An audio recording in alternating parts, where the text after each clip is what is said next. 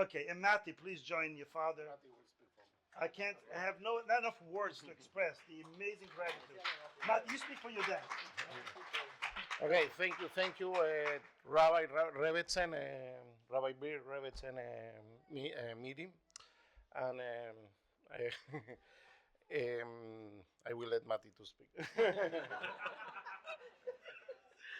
Okay, I guess I'll speak for my father. I want to say thank you first, obviously, to Hashem for this incredible bracha, and to the Rebbe, and to my father for supporting me and sending me to Cornell, not for the educational studies as much, but more for the spiritual benefits that I received from being here at the Chabad house, and this really became my home away from home for 4 years. I remember very vividly when I first was deciding where I was going to go to university. I was in between Cornell and NYU, and when a Lubavitcher doesn't know what decision to make in life, the common thing to do is you ask the Rebbe. You write a letter to the Rebbe, and hopefully you'll get a reply. And at that point, that's what I did.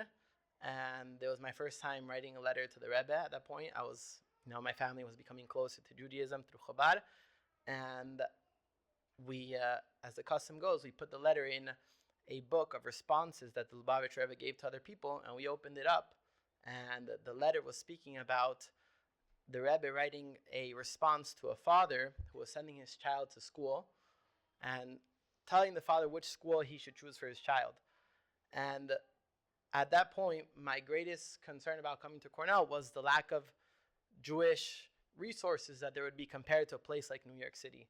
And I was scared that I would maybe lose my touch with Judaism.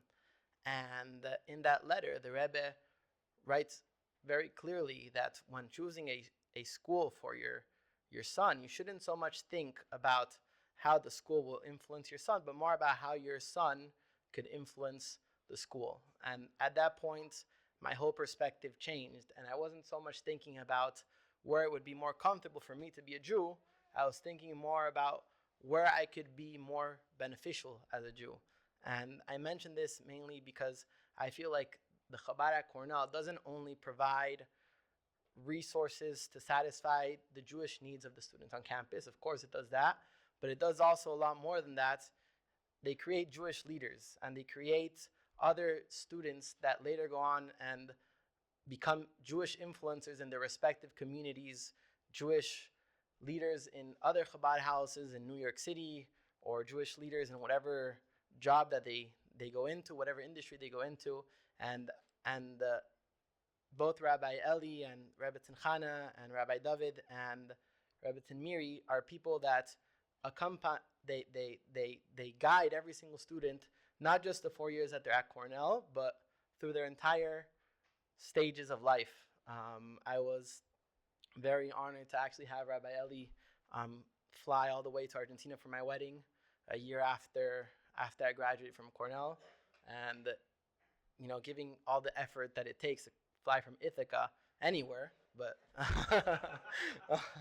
especially to a place like Argentina.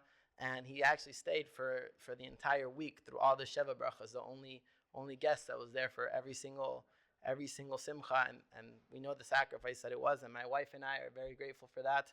And I remember also Rabbi David, the first day I arrived at Cornell, it was the beginning of the month of Elul, where it's a Jewish custom to hear the shofar every single day. And I remember how Rabbi David would come every single day to my apartment in downtown Ithaca to make sure that I had the opportunity to hear the shofar for 30 days straight. Made the effort in his busy schedule.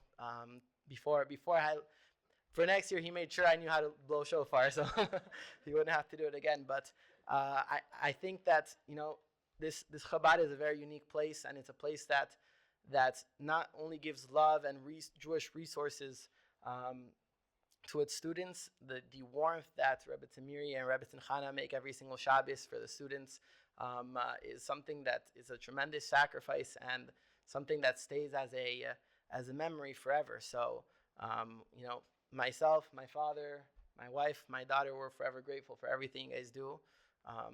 You guys leave a lasting impression in our lives, and And may Hashem only continue to grant you strength and blessings and buildings to continue to influence thousands of other lives like you've done to mine. Thank you so much. Guys,